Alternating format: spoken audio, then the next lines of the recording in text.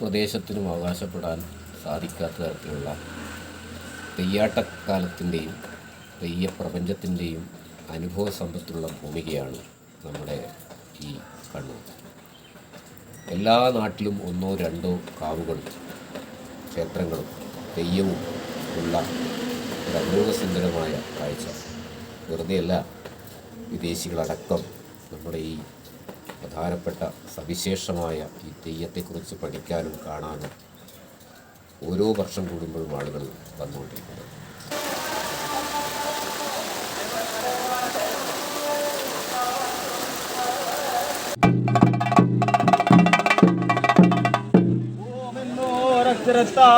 ഹുങ്കാരത്തോടും കൂടെ പ്രകാശിച്ചോരു ഹുങ്കാരി ഉപദേശിയുത്തമയേ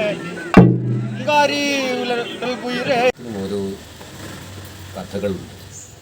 അത് ഹിന്ദു പുരാണത്തെ അടിസ്ഥാനമാക്കിയിട്ടുള്ളത് അല്ലെങ്കിൽ നാട്ടിൽ നടന്നിട്ടുള്ള പ്രധാനപ്പെട്ട അവതരണമായിട്ടാണ് തെയ്യങ്ങൾ അവതരിക്കാറുള്ളത്. അടിച്ചമർത്തപ്പെട്ടവൻ്റെ ഒരു പുനരുദ്ധാരണം എന്ന രീതിയിലാണ് മിക്കവാറും തെയ്യങ്ങൾ. അത് സ്ത്രീശക്തിയായ ശബ്ദമായാൽ ഒക്കെ പുനരവതരിപ്പിക്കപ്പെടുകയാണ് തെയ്യങ്ങളിലൂടെ നടക്കുന്നത്.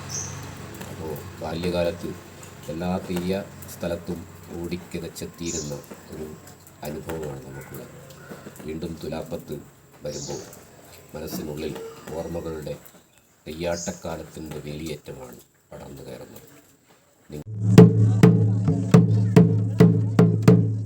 ലോകത്തിൻ്റെ പങ്കുപറ്റുന്ന ആളുകളായിരിക്കും. വരൂ, ഈ തെയ്യാട്ടക്കാലത്തിലേക്ക് ഏവർക്കും സ്വാഗതം.